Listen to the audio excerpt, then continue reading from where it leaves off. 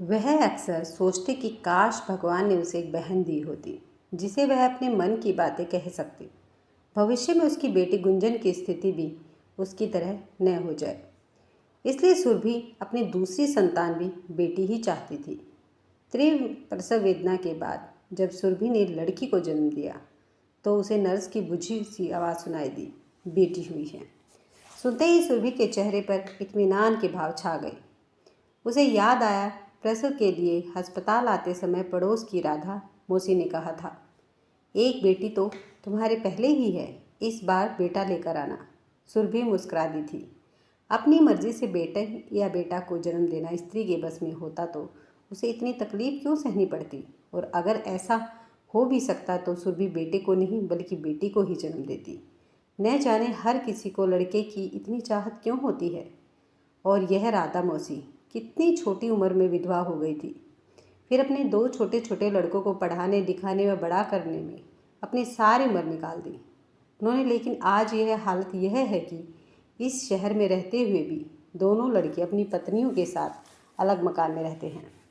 इतना कुछ सहने के बाद भी मौसी मुझसे कहती है कि दूसरा लड़का हो जाएगा तो गुंजन का ध्यान रखेगा, तुम्हारे बुढ़ापा का सहारा बनेगा। फिर सुरभि अपने बारे में सोचने लगी। 3 भाइयों की इकलौती लाडली बहन थी वो। पिताजी एक जाने माने जज थे। चारों बच्चों को उच्च शिक्षा दिलवाई थी उन्होंने।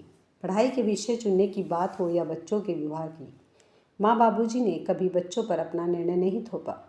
बड़े भैया डॉक्टर बनते ही दुबई चले गए और साल भर बाद ही एक विजातीय लड़की से विवाह कर दिया।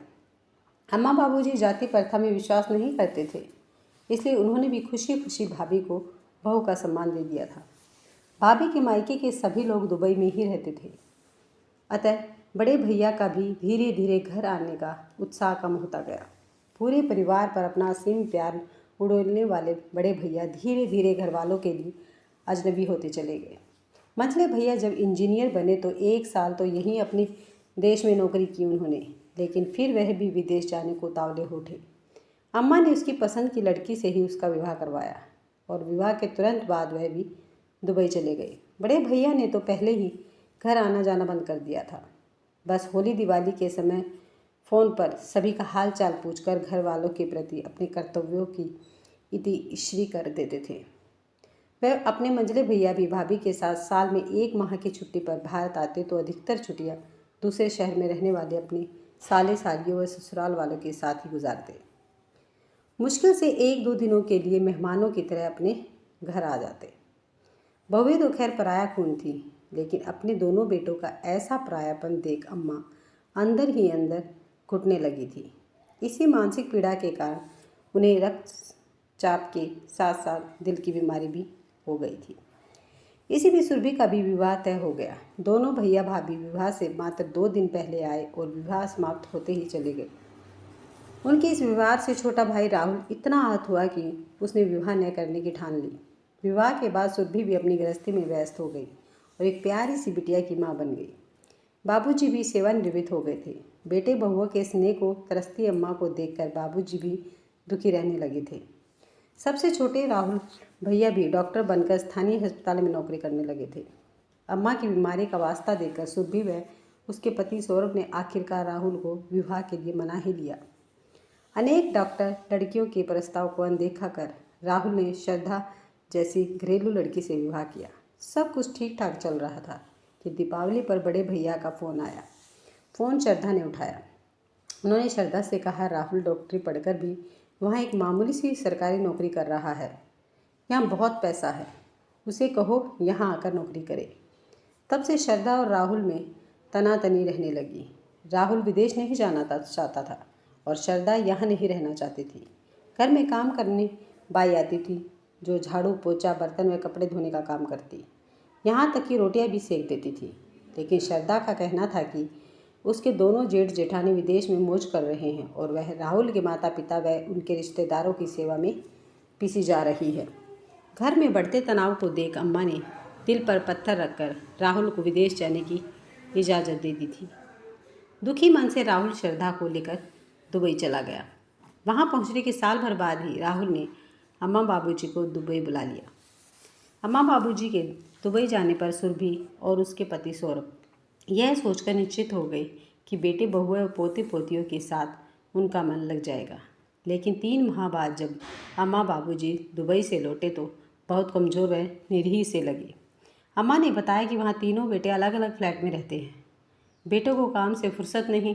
सबसे पहले वे सामान समेत बड़ी बहू के घर रुके, लेकिन बड़ी बहू ने 3-4 दिन बाद ही उन्हें मंझली बहू के घर पहुंचा दिया। छोटी बहू तो उनके वहां आते ही अपने मायके चली गई। दोनों बेटों के यहाँ उनकी स्थिति अनचाहे मेहमान सी हो गई थी। बहुएं बिना चुन्नी के पारदर्शी कपड़े पहने घूमती रहती। बाबूजी तो शर्म के मारे कमरे से बाहर ही नहीं निकलते थे। अम्मा बाबूजी को पुराने ज़माने का बताकर बहुएं उनकी खूब खिल्ली उड़ाती थी।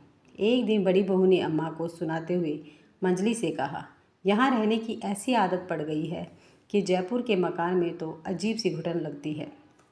मंजली ने नहले पे दहला जड़ा, मैं तो कभी भी उस मकान में रहने की सोच ही नहीं सकती। और भी कई छोटी छोटी बातें अम्मा जी बाबूजी ने बताई, जिन्हें सुनकर सुरभि का मन भी खराब हो गया। अब सुरभि भी अम्मा बाबूजी को कुछ दिनों के अंतराल में जाकर देखाती थी। एक दिन बाबूजी भरे गले से उससे बोले, बिटिया तू अपनी गृहस्थी की जिम्मेदारियां संभालने के साथ साथ हमारी भी जब तक देखभाल करती है। हमारी ज़िंदगी का क्या भरोसा।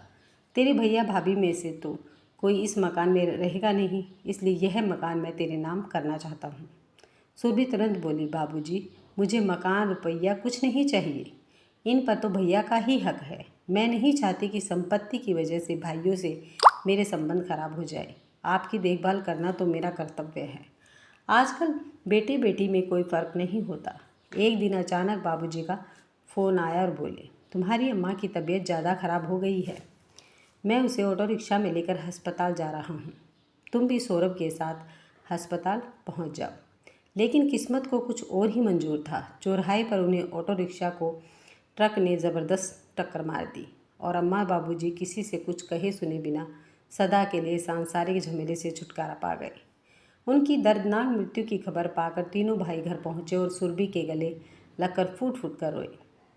सुरभि ने देखा तीनों के चेहरे पर माता पिता के प्रति अपना दायित्व न निभा सकने का पछतावा था। लेकिन अब इससे क्या फ़ायदा। 13वीं के बाद जब वकील साहब ने बताया कि वसीयत के अनुसार यह मकान अम्मा बाबूजी की मौत के बाद शहर के प्रसिद्ध वृद्धाश्रम के पास चला जाएगा, तो तीनों भाभियाँ भुचक्की सी रह गई।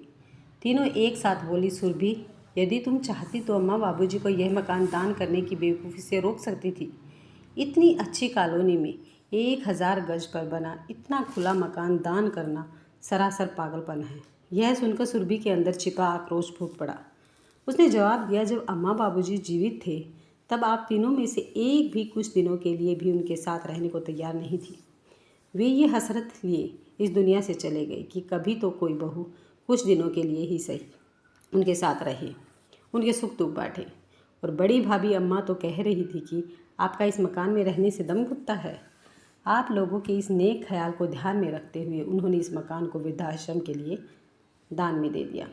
सुरभि के कटु सत्य के सामने भाभियों की जबान को ताला सा लग गया था।